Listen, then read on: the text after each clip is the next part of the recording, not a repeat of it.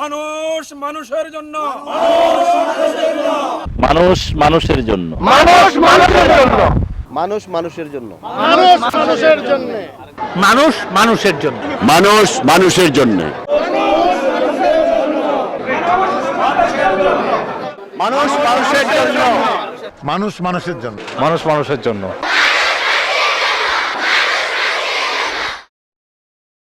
Dhaka metropolitan এলাকার সবুজবাগ থানাধীন একটি ইউনিয়নকে ঘিরে এটি হচ্ছে দক্ষিণ গাঁও ইউনিয়ন। এই দক্ষিণ গাঁও ইউনিয়নের বিভিন্ন বিষয়গুলি নিয়ে আমরা কথা বলবো। এখানকার এই ইউনিয়ন পরিষদের চেয়ারম্যান আলহাজ এইচ.এস. সরওয়ার্দী, ওনার থেকে জানতে চাবো ওনার ইউনিয়নকে ঘিরে। আর আমার ইউনিয়নের ভৌগোলিক অবস্থান হলো আমার উত্তরে নাসিরাবাদ ইউনিয়নের বর্ডার, আমার পশ্চিমে ঢাকা সিটি কর্পোরেশন, দক্ষিণে মান্ডা ইউনিয়ন, পূর্বে ডেমন ইউনিয়ন পরিষদ, মাঝখানে আমি ঢাকার প্রাণকেন্দ্র ঢাকা মেট্রোপলিটন এলাকা। আমার ইউনিয়ন দুটা থানা বিভক্ত, সবুজবাগ এবং খিলগাঁও থানায় অন্তর্ভুক্ত। আমার এখানে 9টি ওয়ার্ড, 9টি ওয়ার্ডের মাঝখানে 3টি ওয়ার্ড জলাবদ্ধতা বেশি থাকে, যেহেতু 7, 8, 9 নিম্নাঞ্চল। সেখানে যদিও কাজকর্ম হয়েছে, তারপরও আরো 80% কাজ বাকি আছে ওখানে। ওখানে গ্রামাঞ্চল, নিম্নাঞ্চল, বর্ষা এবং বিভিন্ন সময় বৃষ্টিতে জলাবদ্ধতা কারণ সেটা আমার এই 3টি ওয়ার্ডে থাকে বেশিরভাগ। তো মোটামুটি 1, 2, 3, 4, 5, 6 এগুলিতে পর্যাপ্ত কাজ করেছি। মোটামুটি জলাবদ্ধতা দূরীকরণের একটা পরিকল্পনা আমাদের হাতে আছে। আশা করি আগামী কয়েক মাসের মধ্যে এগুলো আমরা দূর করতে পারবো। আপনি যেখানে দাঁড়িয়ে আছেন, এটা একটা 18 ইঞ্চি লাইন, এটা সমাপ্ত।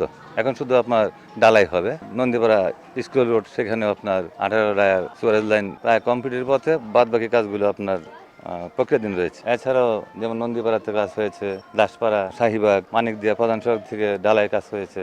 কয়েকদিন আগে আপনার নন্দীপাড়া, পূর্ব নন্দীপাড়াতে ফুলেশ্বরী রোড একটা ডালাই, সুইস হাউসে এখানে একটা ডালাই কাজ, মোটামুটি ভালোই কাজ চলছে এবং হয়েছে। যে খালটি রয়েছে দেবদুলাই খাল, এর পাশে একটি বাজার। এখানে যে বাজারটি রয়ে গেছে, এই বাজার থেকে আপনার যে ময়লাগুলি, আবর্জনাগুলি নিষ্কাশনের জন্য এখানে পর্যাপ্ত কোনো ব্যবস্থা না থাকায় সেই ময়লাগুলি সমস্ত আমার এই খালের ভিতরে পড়তেছে, যার জন্য এই খালগুলি এখন বড় হয়ে যাওয়ার ব্যবস্থা হচ্ছে এবং আস্তে আস্তে এখানে খালটি বেদখলের নমুনা দেখতে পাচ্ছি। কিন্তু আমি আশা করব যে ঢাকা ওয়াসা কর্তৃপক্ষ এর দ্রুত একটা ব্যবস্থা নেওয়ার জন্য, যে এখানে অপরিকল্পিতভাবে কিছু সিএনজি ব্যাটারি চালিত এই ধরনের গাড়ি এখানে একটা স্ট্যান্ড তৈরি করেছে, ছোট বাহক যেগুলি তৈরি করেছে এগুলি আমার ইউনিয়নের কোনো অনুমোদন নেই বা কোনো কিছুই নেই। তারা কিভাবে এখানে এগুলি ব্যবহার করে জনগণের দুর্ভোগ করছে, তা আমার বোধগম্য নয়। আমি আপনার টেলিভিশনের মাধ্যমে আজকে আমি সরকারের কাছে এই আবেদন করব এবং প্রশাসনের আবেদন করব আমাদের এই যানজটগুলি দূরীকরণের ব্যবস্থা করা। আমার এখানে গ্রাম আদালত গঠনের পর থেকে আমরা 2-1টি বিচার করেছি। বিশেষ করে গ্রাম আদালত গঠনের পর এখানে আপনার যে সমস্ত অনাকাঙ্ক্ষিত ঘটনাগুলি ঘটার কথা, সেগুলি অনেকটা কমে গেছে।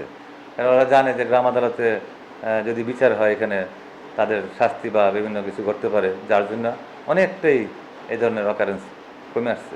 সড়ক নিরাপত্তা সংক্রান্ত বিজ্ঞপ্তি। ফুটপাত দিয়ে এবং বেপরোয়াভাবে মোটরসাইকেল চালাবেন না। মোটরসাইকেল চালক ও আরোহী অবশ্যই হেলমেট ব্যবহার করুন। মোটরসাইকেল চালক ব্যতীত একজনের বেশি আরোহী যাত্রী বহন করবেন না। সৌজন্যে পরিচালক এনফোর্সমেন্ট বিআরটিএ। মানুষ মানুষের জন্য বিজয় টেলিভিশনের অনুষ্ঠান জনসচেতনতা বৃদ্ধির লক্ষ্যে আমরা কাজ করে আসছি বিভিন্ন সেক্টরে। এবার আমরা এসেছি আসলে এই রিক্সাকে নিয়ে।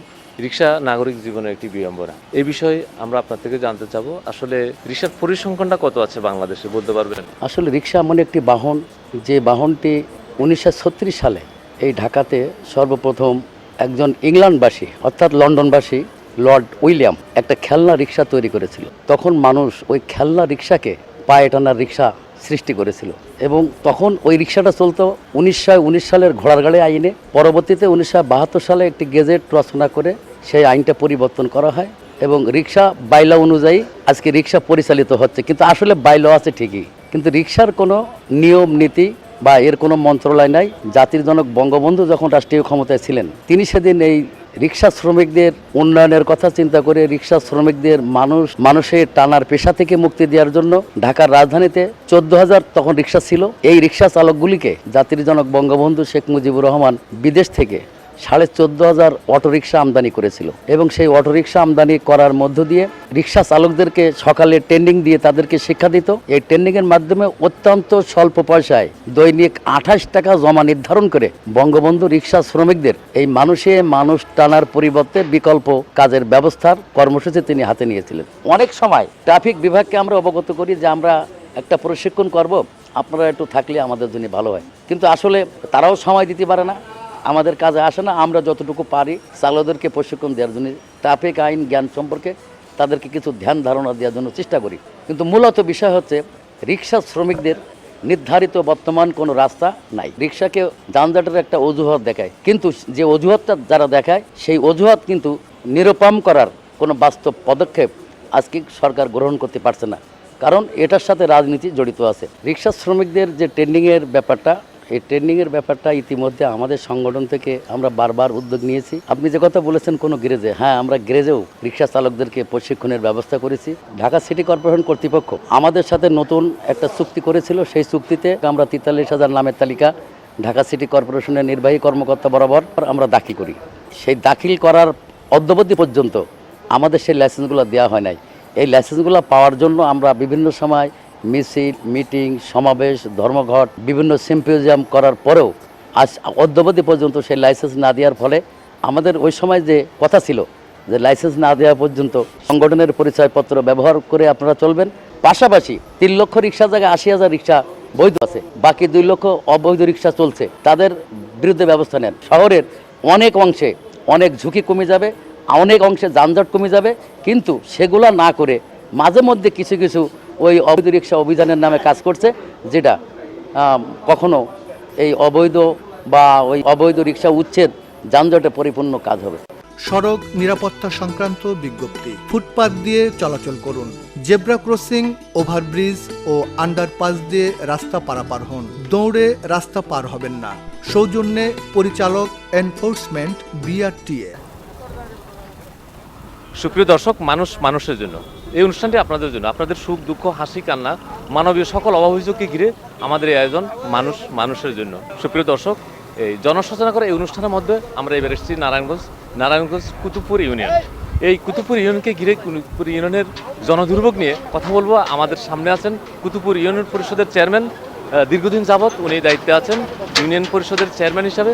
আমরা ওনার থেকে জানতে চাবো যে আপনার এলাকায় যে জনদুর্ভোগ, তার মধ্যে আমরা দেখতে পাচ্ছি এটা নারায়ণগঞ্জ পাগলা হয়ে যে দেলপাড়া রোড, এই দেলপাড়া রোডে যে সাম্প্রতিককালের সীমাহীন একটি দুর্ভোগ, এই বিষয়ে আপনাকে একটু জানতে চাবো যে আসলে এই দুর্ভোগের কারণ। সীমাহীন দুর্ভোগটা আসলে কি, এই রাস্তাটা আপনার এই রাস্তা দিয়ে ধরেন এই অঞ্চলের ম্যাক্সিমাম লোকই এই রাস্তা দিয়ে যাতায়াত, আর এই রাস্তা দিয়ে ধরেন যত কলকারখানা আছে, ইন্ডাস্ট্রি যত আছে, rolling mill, steel mill, garments, বড় বড় ফ্যাক্টরি, বড় মানে খুব হেভি ওয়েট গাড়িগুলি এই রুট দিয়া ঢুকে, এবং এটা একটা বাইপাস রোড হিসেবে ব্যবহার করে।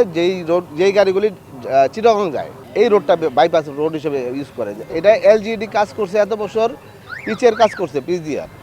পিচের কাজ করার কারণে আপনার এই যে LGD যে থিকনেস কাজের, এটা মনে করেন এই হেভি গাড়ি চলার কারণে এটা থাকতো না, এটা মনে করেন নষ্ট হয়ে যেত। একটি বিষয় সেটি হচ্ছে আসলে আপনি যেটা বলেছেন যে হাইওয়ে রোডের একমাত্র বাইপাস রাস্তাটি হচ্ছে এই রোড, যে রোডে ভারী যানবাহন বাইপাসের যানজটকে উপেক্ষা করে বাইপাস রোডে ঢুকে একমাত্র দিলু রোড, যেটি দিলপাড়া রোড বলা হচ্ছে, এই দিলপাড়া রোডের আজকে যে বেহাল অবস্থা, এটি হচ্ছে ভারী যানবাহন চলার কারণে।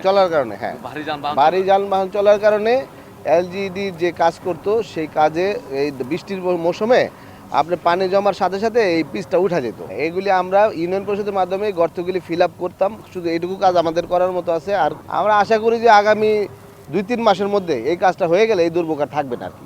জলাবদ্ধতা নিরসনে এখন বর্তমানে আপনার পুরো DND আর কি, DND তো মানে শুধু আমাদের এলাকা নিয়ে না, কিন্তু ঢাকা, নারায়ণগঞ্জ, ড্যামরা সমস্ত এরিয়া নিয়ে এর বিশাল DND পানি নিষ্কাশনের জন্য গভর্নমেন্ট, মানে আমি MP সাহেবের মাধ্যমে যেটা শুনছি যে প্রায় 1200 কোটি টাকার একটা প্রকল্প, এটা আছে আর কি। ওটা যদি প্রক্রিয়াধীন, ওটা যদি বাস্তবায়ন হয়, তাহলে এই জলাবদ্ধতা থাকবে না আর কি। সড়ক নিরাপত্তা সংক্রান্ত বিজ্ঞপ্তি। ড্রাইভারদের প্রতি আহ্বান, ওভারটেকিং নিষিদ্ধ এলাকায় রাস্তার বাঁকে সরু ব্রিজে ওভারটেকিং করবেন না। গাড়ি চালনাকালে ইয়ারফোন ও মোবাইল ফোনে কথা বলবেন না। গতিসীমা লঙ্ঘন করে গাড়ি চালাবেন না। সৌজন্যে পরিচালক এনফোর্সমেন্ট বিআরটিএ। এটি কুতুবপুর ইউনিয়ন। এই ইউনিয়ন পরিষদে আপনি দীর্ঘদিন যাবৎ চেয়ারম্যান হিসাবে দায়িত্ব পালন করে আসছেন। আপনার থেকে আমরা জানতে চাবো আপনার এলাকার ভৌগোলিক অবস্থান এবং এলাকার কীরকম আপনি সেবা দিতে পেরেছেন, এই বিষয়ে আপনার থেকে একটু জানতে চাবো। এখানে আপনার প্রতিদিন ধরেন অনেক হেভি ওয়েট গাড়ি চলাচল করে, যেহেতু এখানে শিল্প কারখানা আছে, প্লাস অনেক মানুষ নতুন বাড়িঘর করে, প্রতিদিন এখানে নতুন নতুন বাড়ি উঠতেছে। সেই জন্য বাড়ি ঘর নির্মাণের কাজে আপনার প্রচুর ট্রাক ব্যবহার হয় বালি, ইট, বালি, সিমেন্ট নেওয়ার জন্য। সেই দিক থেকে এই এলাকা অত্যন্ত গুরুত্বপূর্ণ এলাকা। আর এখানে যেহেতু ধরেন কলকারখানা আছে, নতুন নতুন বাড়ি হচ্ছে, এখানে এক সময় আপনার যখন বাড়িঘর ছিল না, ডিএনডি এরিয়ার ভিতরে এটা ডিএনডির অন্তর্ভুক্ত, সেই কারণে ধরেন আপনার এখানে জলাবদ্ধতা সৃষ্টি হয়। আগে এক সময় ধরেন যখন বাড়িঘর ছিল না, তখন পানি বৃষ্টি হইলে পানিটা বিভিন্ন জায়গায় আটকে হইতো আর কি, থাকতে পারতো। ধরেন বিভিন্ন জলার ডোবার ছিল, এগুলো এখন ভরাট হয়ে গেছে। আর কলকারখানা তৈরি হওয়ার কারণে কলকারখানার যে পানি, এই ওয়েস্টেজ পানি, এগুলিও ধরেন আমরা খাল টাল দিয়ে বিভিন্ন এরিয়া মানে এই পানিগুলি ঢুকে, যার কারণে এখানে প্রত্যেক বছর বৃষ্টির সময়, বৃষ্টির মৌসুমে একটা জলাবদ্ধতা সৃষ্টি। সেই জন্য জলাবদ্ধতা দূরীকরণের জন্য আমাদের শুধু একটাই মানে সিমরাইল পাম্প, চিরাং রোডে যেটা একটাই পাম্প আছে, সেটা পাকিস্তান আমলে তৈরি হয়েছে। এবং এরপরে নতুন করে ওই রকম আর কোনো পাম্প হাউস হয় নাই। না হওয়ার কারণে পানিটা দ্রুত যে নিষ্কাশন এটা হয়ে ওঠে না আর কি। প্রত্যেক বছরই আমরা সংস্কার করি। বাড়িঘর তৈরি হওয়ার কারণে এখন আমরা তো খালগুলি আসলে খনন করি বেকুর মাধ্যমে। এই কারণে ধরেন বেকু যে দিক দিয়ে ঢুকতে পারে, যত দূর পর্যন্ত যেতে পারে তত দূর পর্যন্ত আমরা খনন করতে পারি। আর যে সমস্ত এলাকা দিয়ে বেকু ঢুকতে না পারে না, ওইগুলি আমরা মানুষের মাধ্যমে লেবার দিয়ে যতটুকু পারি ততটুকু করি। এখন ধরেন আপনার প্রচুর দরকার, কালভার্ট দরকার, রাস্তায় শত শত কালভার্ট দরকার। যেহেতু শত শত রাস্তা, বড় বড় রাস্তা হয়েছে, এই রাস্তার প্রত্যেকটা রাস্তায় যে বাঁধ সৃষ্টি হয়েছে, বাঁধ ওখান থেকে পানিটা নিষ্কাশন করতে হলে আপনার শত শত কালভার্ট দরকার। ইতিমধ্যে আমরা ধরেন ইউনিয়ন পরিষদের মাধ্যমে তো এত কাজ করা সম্ভব না, এলজিডির মাধ্যমে এই সমস্ত কাজগুলি ম্যাক্সিমাম হয় আর কি। তো আমরা ইতিমধ্যে ধরেন কালভার্ট করছি, অনেক কালভার্টই করছি। মিনিমাম ধরেন আমার এই সময়ের মধ্যে ধরেন আপনার আমার এই টার্ম না, ধরেন 3 থেকে 15 মধ্যে মনে করেন মিনিমাম 1 থেকে 150 কালভার্ট হয়েছে বিভিন্ন জায়গায়। পরিধি কমে আসছে, মানে কিছু কিছু খাল বেদখল হয়েছে। বেদখল মানে পুরোপুরি বেদখল হয় নাই, ধরেন খালগুলি সরু হয়ে গেছে, সংকুচিত হয়ে গেছে। আর একটা সমস্যা হচ্ছে যে ওই যে আমরা যে খাল খনন করব, খাল খনন করার জন্য বেকু সব দিক দিয়ে ঢুকতে পারে না। সেই ক্ষেত্রে ধরেন আরও কিছু নতুন নতুন আমরা স্পট আমরা চিহ্নিত করছি এবার বর্ষার সময়, যে এই জায়গাগুলিতে কালভার্ট দরকার। সেগুলি আবার আমরা ধরেন ইউনিয়ন পরিষদের মাধ্যমে যতটুকু বাড়ি করবো, বাকিটা আমরা এমপি সাহেবের কাছে আমরা জমা দিব। ওগুলি যাতে এলজিডির মাধ্যমে বা জেলা পরিষদের মাধ্যমে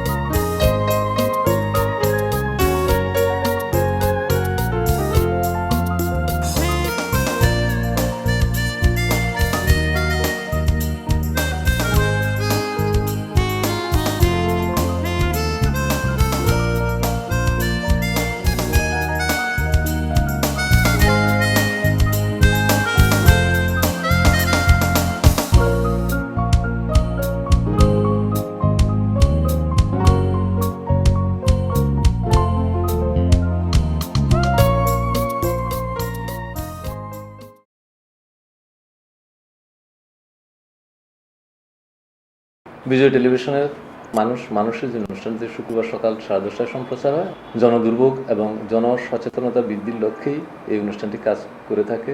আমরা এবার এসেছি আপনি 19 নম্বর ওয়ার্ডে নির্বাচিত জনপ্রতিনিধি। আমরা আপনার থেকে জানতে চাবো আপনার কিছু কমিটমেন্ট জনগণের কাছে ছিল এবং জনগণের যথেষ্ট প্রত্যাশাও আছে। তো সেক্ষেত্রে আপনার ওয়ার্ডের ভৌগোলিক অবস্থান এবং সাম্প্রতিককালে যে বৃষ্টির কারণে এলাকায় কোনো জনদুর্ভোগ সৃষ্টি হয়েছে কিনা এই বিষয়ে আপনার থেকে জানতে চাবো।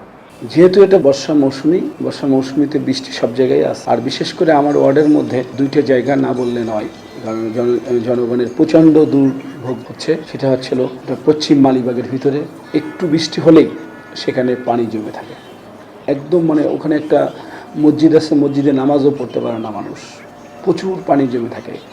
আর শান্তিনগর মোড়টায় এটা আমার মধ্যে কিছু অংশ পড়েছে, প্রচুর আকারের পানি জমে থাকে। আর যেটা আমার ওয়ার্ডের মধ্যে আছে মোটামুটিভাবে রাস্তাঘাট একটু খারাপ আছে, অচিরে এটা ঠিক হয়ে যাবে, যেহেতু আমাদের বাজেট ছিল না, বাজেট চলে আসছে।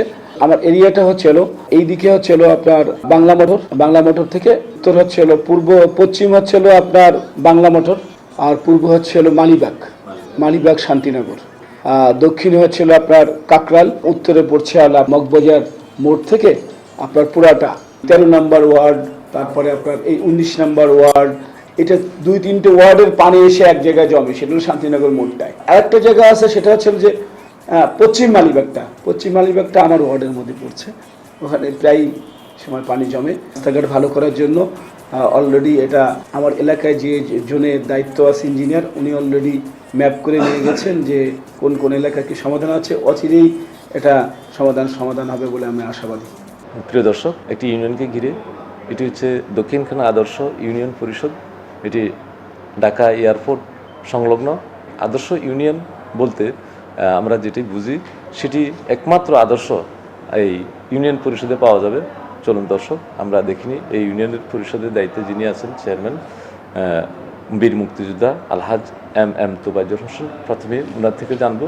এই ইউনিয়নটির নাম হলো দক্ষিণখান আদর্শ ইউনিয়ন পরিষদ। এই দক্ষিণখান আদর্শ ইউনিয়নের দায়িত্ব আমি নিয়েছি গত 4 বছর 3 মাস হলো। এই 4 বছরে এই ইউনিয়নের যে অবকাঠামোগত উন্নয়ন আমি আপ্রাণ চেষ্টা করেছি। আমাদের ইউনিয়নের আয়তন হলো 18 বর্গ কিলোমিটার, 350 মতো রাস্তাঘাট আছে ছোট বড় মিলে, প্রায় 2 লক্ষ ভোটার, জনসংখ্যা 6.5 লক্ষ মানুষের বসবাস এই ইউনিয়নে। কটালা স্কুল কলেজ আছে, ইউনিভার্সিটি আছে 3টি, হাই স্কুল 12টি, কিন্ডারগার্টেন আছে 21টি, মাদ্রাসা 36টি, মসজিদ আছে 137টি। আমাদের এখানে জনবহুল এলাকা হিসেবে বিবেচিত। আমি প্রথম পরিষদে এসে বসে পদক্ষেপ নিয়েছিলাম যে আমার এলাকার রাস্তাগুলো জরাজীর্ণ এবং এগুলো বিস্তৃত করতে হবে, সম্প্রসারণ করতে হবে, বৃদ্ধি করতে হবে। রাস্তাগুলো প্রথমে আমি প্রশস্ত করতে সক্ষম হয়েছি, 10% এখন পারে।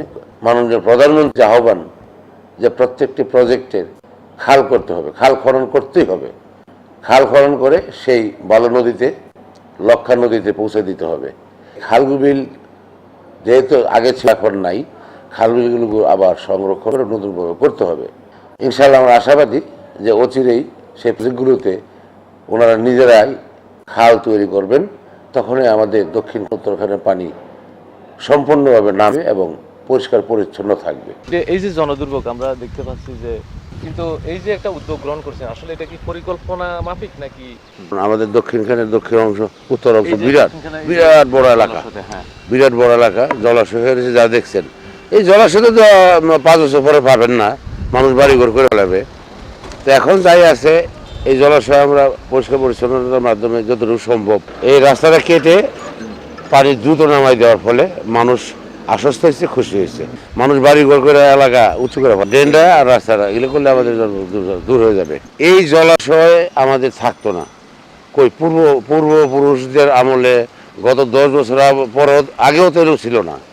এটা হওয়ার কারণ হইল এই প্রজেক্টগুলো করাতে। প্রজেক্ট হইলো আপনার বললাম না তখন যে একটা হইলো বসুন্ধরা, 2 নম্বর হইলো স্বদেশ যমুনা, পরে হইলো স্প্রিং সিটি, আর একটা হলো আশিয়ান সিটি। এই 4-5টা প্রকল্প হওয়ার কারণে এলাকা বলে ফেলেছে তো বালু দিয়া। পার্মানেন্ট সলিউশন করতে হলে প্রত্যেকের প্রজেক্টে খাল করতে হবে, সেই খালগুলো নামতে হবে আপনার বালু নদীতে। এইটা না করা পর্যন্ত জলাশয় থাকবেই। একটু অল্প বৃষ্টি হলেই এই এলাকার মানুষ জনদুর্ভোগে ভুগবে। এই খালগুলো করা অত্যন্ত জরুরি। অতএব এই প্রজেক্টগুলোর ভিতরে যদি খাল সৃষ্টি করতে না পারি ততদিন আমাদের জনদুর্ভোগ থাকবেই। মাননীয় প্রধানমন্ত্রীকে অনুরোধ করতে চাই, আমাদেরকে দয়া করা এই ইউনিয়নের জনদুর্ভোগ থেকে মুক্তি পাওয়ার জন্য আপনাকে আকুল আবেদন জানাচ্ছি। মানুষ মানুষের জন্য এই অনুষ্ঠানটি আপনাদের জন্য, আপনাদের সুখ দুঃখ হাসি কান্না মানবীয় সকল অভাবযোগকে ঘিরে আমাদের আয়োজন মানুষ মানুষের জন্য। প্রিয় দর্শক, এবার এসেছি আমরা ঢাকা সিটি কর্পোরেশন সংলগ্ন একটি ইউনিয়নকে ঘিরে। এটি হচ্ছে মান্ডা ইউনিয়ন পরিষদের চেয়ারম্যান মোহাম্মদ আলমাস হোসেন। ওনার থেকে জানতে চাবো আসলে এই এলাকার যে জনদুর্ভোগগুলি আছে তার মধ্যে অন্যতম একটি জনদুর্ভোগ হচ্ছে জলাবদ্ধতা। এই জলাবদ্ধতার জন্য মানুষ আজ অসহায়, পুরো নগরবাসী অসহায়। এই জলাবদ্ধতার কারণগুলি কি ওনার থেকে জানতে চাবো। আসলে জলাবদ্ধতার কারণ হলো আমাদের এলাকায় পূর্বে থেকে একটা খাল ছিল, সেটা হলো দেবদোলাই খাল। সেই খালটা জনগণ মানুষ, শুধু মান্ডার জনগণ না, ওই বিগত পিছনে যারা আছে যেমন গুবিবাগ থেকে দৌড়ে, তারপর বুড়িগঙ্গা থেকে এটা শুরু হয়ে এই খালটা আমাদের এলাকা হয়ে আপনার বালু নদী পর্যন্ত গিয়েছে। কিন্তু খালটা মাঝে মাঝে অনেকে দখল করে রাখছে, বসতবাড়ি, দোকান পাট, খালের উপরে কালবাট করে তাদের যাতায়াতের পথ করে সেই খালটা অত্যন্ত সংকুচিত হয়েছে। পানিগুলি ওখানটা সুন্দরভাবে যেতে পারে না। কারণটা হলো ক্যানেলগুলি বন্ধ করাতে। যেমন এই খালটা দিয়ে পানি চলে যেত আপনার মাতোয়েল যে খালটা ডিসকাশন আছে, এই খালটা টোটালি বর্তমানে বন্ধ আছে। এই খালগুলি বন্ধ করার কারণে এখন ঢাকা শহরে অত্যন্ত জলাবদ্ধতা সৃষ্টি হয়। এটা যদি নিষ্কাশনগুলি না করা যায় তাহলে অতীতে হয়েছে, বর্তমানে হচ্ছে, ভবিষ্যতেও প্রজন্ম যারা আছে তারা এই দুর্ভোগ ভোগ করবেন।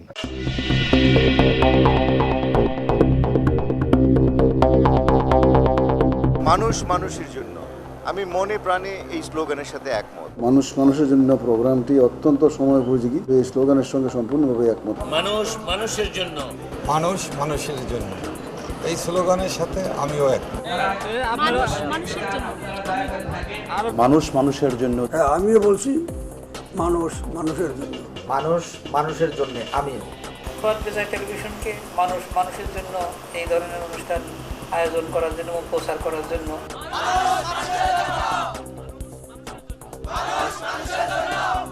আমিও বলছি মানুষ মানুষের জন্য, মানুষ মানুষের জন্য, মানুষ মানুষের জন্য, এই সাথে আমিও একমত।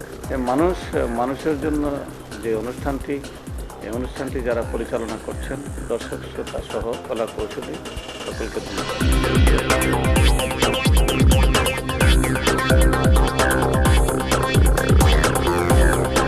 একটি রাস্তার কাজ করা হচ্ছে। আসলে এই যে রাস্তার কাজটি করা হচ্ছে, দীর্ঘদিন অতিবৃষ্টির কারণে রাস্তাগুলি চলাচল একেবারেই অনুপযুক্ত ছিল। তো এখন কোথা থেকে কি বাজেটের মাধ্যমে এই রাস্তার কাজটি করছেন? এটা আমার ইউনিয়ন পরিষদের ফান্ড এবং কিছু সরকারি অনুদানও এখানে আছে, যেটা 1% থেকে মিলিয়ে এই কাজটা আমি করতেছি। কারণ খেপ মান্ডার রাস্তাটা খুবই গুরুত্বপূর্ণ করা, এখন চলাচলের অনুপযোগী হয়ে গেছিল। তার জন্য আমরা এখন এই রাস্তার কাজটা ধরেছি। অনেক দোকান পয়সা করে এই রাস্তাটা আপাতত অনেক সংকুচিত হয়ে গেছে। মান্ডা থেকে মাত্র একটা রাস্তাই যে ঢাকা বেরোনোর জন্য, কিন্তু আসলে রাস্তাটা আমরা অন্যদিকে কোনো রাস্তা নাই বিধায় এই রাস্তাটা সারাদিন যানজট হয়ে থাকে। এবং এই রাস্তার এই মান্ডা ইউনিয়নে 3 থেকে 4 লক্ষ লোকের বসবাস। আসলে সকাল বিকালে এই রাস্তাটা স্কুল, সামনে একটা স্কুল আছে, এই স্কুলটা থেকে যখন বাচ্চারা বের হয় তখন এই রাস্তাটা হাঁটা অতি যানজট হয়ে পড়ে এবং হাঁটতে পারে না এই রাস্তার জন্য। রিক্সার কোনো আমাদের অনুমোদন নাই। এটা মান্ডা সিটি কর্পোরেশনের লাইসেন্সে মান্ডা রিক্সাগুলি চলাচল করে, ইউনিয়ন পরিষদের কোনো অনুমোদন নাই এই রিক্সার। পুরো মান্ডাই রিক্সার গ্যারেজ দিয়ে ভর্তি। একটি বিষয় আমাদের সামনে আছে, এটি একটি খাল। এই যে এই খালটির নাম কি? এটা দেবদোলাই খাল। দেবদোলাই খাল যেটা বালু নদী, বালু নদীর এই যে আজকে খালের যে বেহাল অবস্থা, বুড়িগঙ্গ হয়ে মানিকনগর হয়ে এখানে গিয়েছে, মান্ডা ঢুকছে, কিন্তু পুরো খালটা জনগণ এটা সংকুচিত করে রেখেছে। তার জন্য ঢাকা শহরে এইটুক জলবদ্ধতা এখন বর্তমানে হচ্ছে। আসলে এই খাল যদি কর্তৃপক্ষ সংস্কার করে তাহলে আমার মনে হয়, আমি যতটুকু আমার ধারণা হচ্ছে, ঢাকা শহরের জলবদ্ধতা কিছু কমে যাবে। এখন আপনি দেখেন এই সাইড খালটা, কারণ পানি জলবদ্ধতা সৃষ্টি হচ্ছে, এই জন্যই পানি জলবদ্ধতা। আসলে খালটা যদি ঢাকা ওয়াসার আন্ডারে, এই খালটা ঢাকা ওয়াসা যদি এটা সম্পূর্ণ পরিষ্কার করে রাখে তাহলে পানির জলবদ্ধতা যে ঢাকা শহরে হচ্ছে এটা হবে না। এই যে খালের যে আসলে দুর্গন্ধময় পানি এবং সেখানে ময়লা আবর্জনা ভর্তি, দুর্ভোগ এবং এই যে দখলদারিত্বের একটা পাল্লা দিয়ে দখলদারিত্ব করা, এই বিষয়ে আসলে এই খালকে নিয়ে আপনার কি ভাবনা? আসলে এই খাল পানি উন্নয়ন বোর্ডের আগে ছিল, এখন না, কিন্তু এই খালটা ঢাকা ওয়াসা কর্তৃপক্ষের আন্ডারে, এবং ঢাকা ওয়াসাকে আমি 2-3বার চিঠিও দিয়েছি তাদের, যে খালটার ডিসকাশন বন্ধ হয়ে যাচ্ছে, খালটা পরিষ্কার করার জন্য। তারা কর্ণপাত করে না। আপনার আরেকটা জিনিস, এই খালের উপরে যে বর্তমান ব্রিজটা আছে, এই ব্রিজটা অনেক দিন, প্রায় 1978 সালে এই ব্রিজটা করা, কিন্তু বর্তমানে এই ব্রিজের অবস্থা অত্যন্ত নাজুক। ব্রিজটা অলরেডি ফেটে গেছে, ভারী যানবাহন চলাচল করা সম্পূর্ণ নিষেধ হয়ে গেছে। অতি তাড়াতাড়ি এই মান্ডা ইউনিয়নের একমাত্র একটা রাস্তা, এই রাস্তার উপরে একটা কালভার্ট, এই কালভার্টটা যদি অতি তাড়াতাড়ি সরকার পদক্ষেপ না নেয় তাহলে কোন দিন কোন অঘটন ঘটে এটা বলা দিচ্ছি অনিশ্চিত। মান্ডা ইউনিয়নের জনদুর্ভোগ, তার মধ্যে অন্যতম একটি খাল দেবদলাই খাল। এই দেবদলাই খালের সংস্কার চায় মান্ডা ইউনিয়নের যে রাস্তা, সেই রাস্তাটা তারা সংস্কার চায়। পাশাপাশি এই রাস্তার উপরে অবস্থিত যে কালভার্টটি রয়েছে, এই কালভার্টের একটি এটার ঝুঁকিপূর্ণ অবস্থা আছে। এই ঝুঁকিপূর্ণ থেকে যে কোনো সময় এখানে দুর্ঘটনায় কবলিত হতে পারে যে কোনো মানুষ, যে কোনো গাড়ি। মানুষের জন্য এই অনুষ্ঠানের মাধ্যমে আমরা সরকারের কাছে দাবি জানাবো, মান্ডা ইউনিয়নের উপরে যে ব্রিজটি, এই মান্ডা ব্রিজটি খুব সহসায় যেন এটি মেরামত করা হয়, এটা সংস্কার করা হয়। প্রিয় দর্শক, আজকের মতো এখানে শেষ করছি। দেখা হবে আগামী পর্বে। ততক্ষণ আমাদের সাথেই থাকুন। মানুষের জন্য এই অনুষ্ঠানটি দেখতে থাকুন। প্রয়োজনে আমাদের ফোন করতে পারেন। আমাদের নাম্বার 01711276525। আমাদের ইমেল করতে পারেন। আমাদের ইমেল অ্যাড্রেস maskbd71@gmail.com।